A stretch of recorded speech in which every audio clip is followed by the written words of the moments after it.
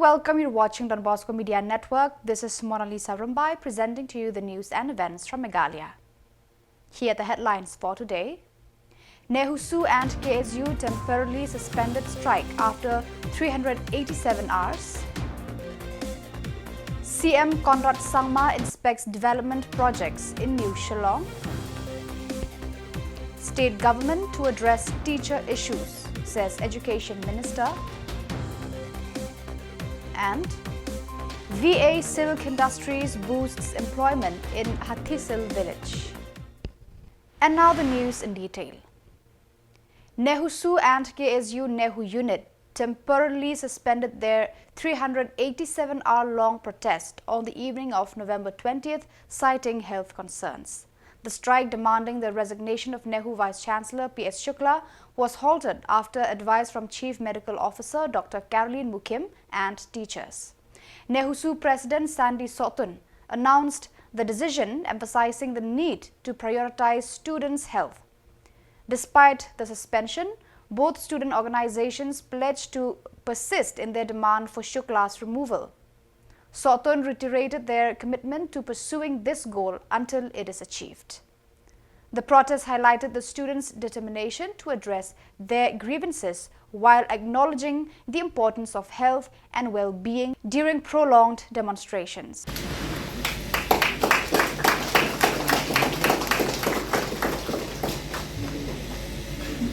And present him a bouquet of, I won't say thankfulness, because there is really nothing much to thank at this moment, but at least for they are willing to at least show that they are willing to go one step forward in ending this agitation. So Professor.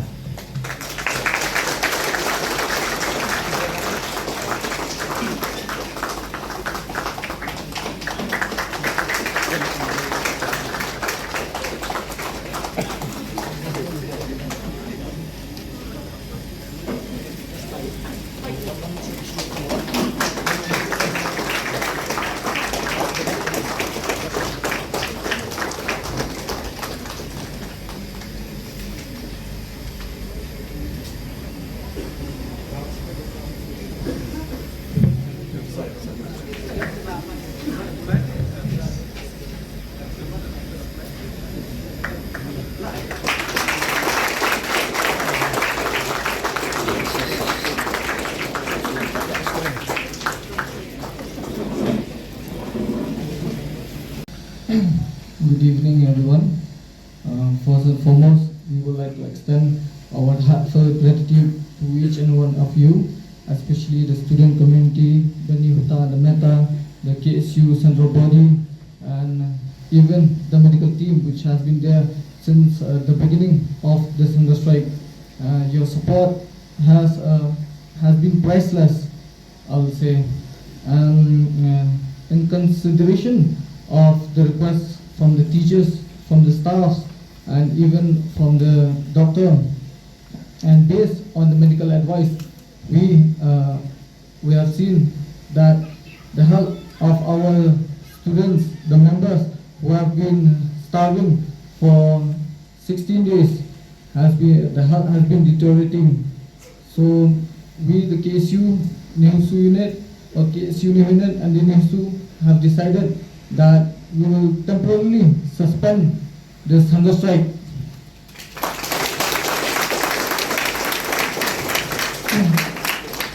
However, this does not signify that we will end the agitation, but we will continue the protest during the weekdays from 9 to 5, and we will not move from this place until and unless our demands will be fulfilled. And also, I would like to thank the community members who have been here from day one. And also, I would like to say that it is quite hard to be a leader. I feel like crying, tears feels like coming out from my eyes from day to day. Seeing the members going to hospital and getting the drips from time to time, from day to day, it really breaks my heart, I'll tell you, my friends. And On November 20th, Chief Minister Con K Sangma inspected key government construction projects in New Shillong, including the IT Park, a 400-seater women's hostel, the new secretariat, the Skill Park, Prime Innovation Hub, and a 4-lane road designed for the cyclists and pedestrians. He highlighted that New Shillong is planned to serve the region for the next 50 years, easing congestion in Shillong, which is nearing collapse due to overpopulation. Sangma emphasized the slow but precise and stable progress of the projects, ensuring long-term durability. The CM was accompanied by Urban Affairs Minister Snyabalang and the Department Secretary during the inspection. These developments aim to address Shillong's urban challenges while fostering innovation and sustainability.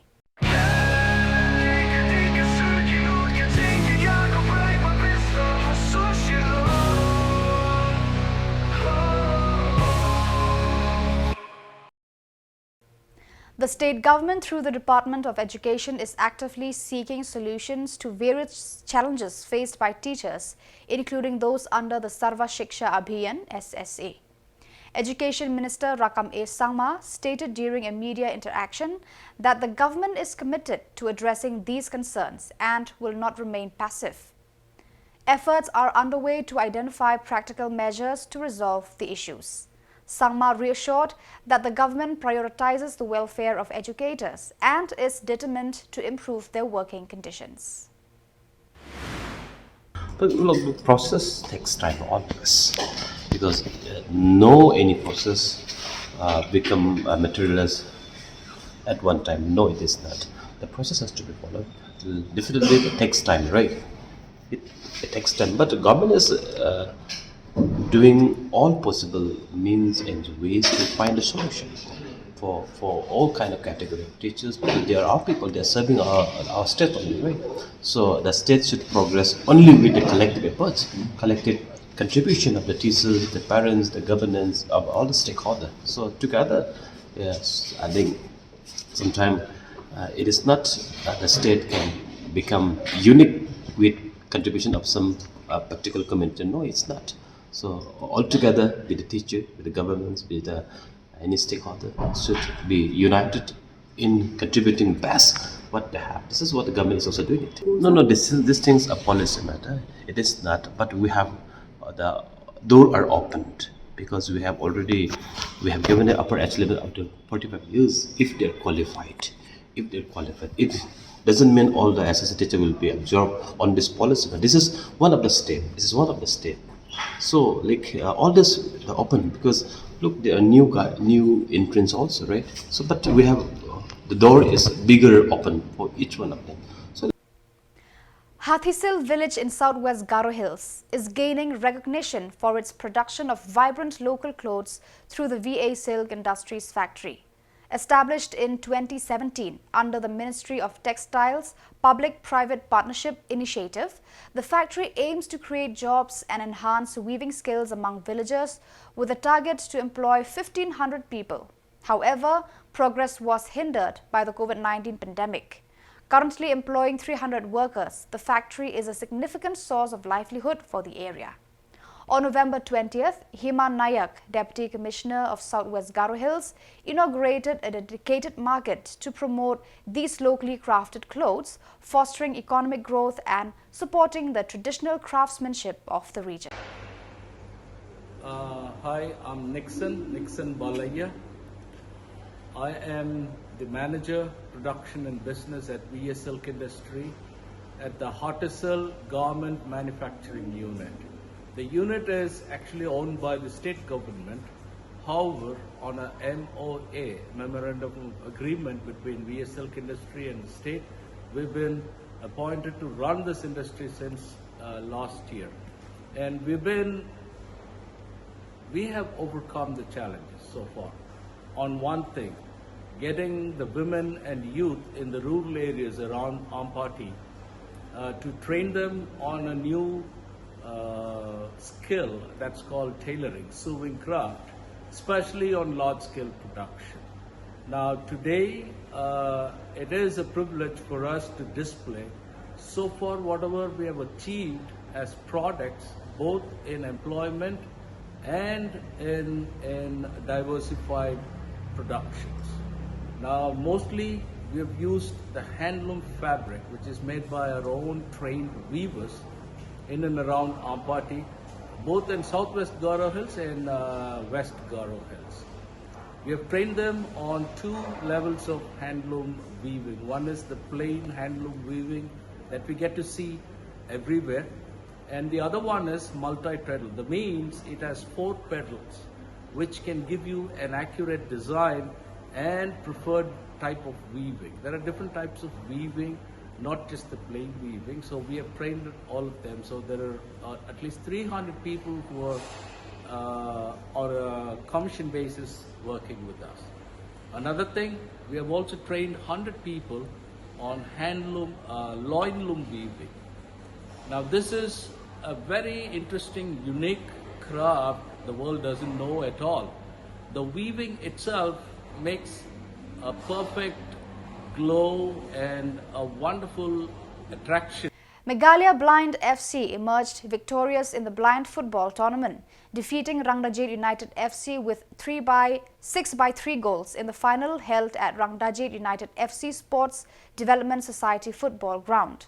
The tournament, organized on November 19 and 20th by the State Resource Centre for Disability Affairs and the State Commissioner for Persons with Disabilities, was supported by Bethany Society and Rangdajet United FC. The event highlighted the talents of young people with disabilities, emphasizing determination and traditional skills over physical strength. Teams including SRCDA Frontliners FC, Rangdajet United FC, Lightkanso FC and Meghalaya Blind FC participated. Freddie Nongrum won man of the match, while Klingson D. Marak was named top scorer. Chief Secretary D.P. Watlang and Eugene Lingdo graced the closing ceremony, commending the players' spirit and resilience.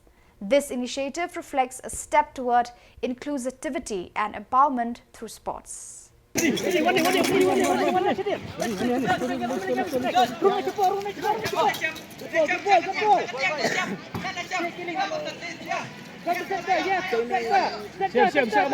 come on. Tadi layo tu tadi. Ramai mentah. Ramai semua. Bedon.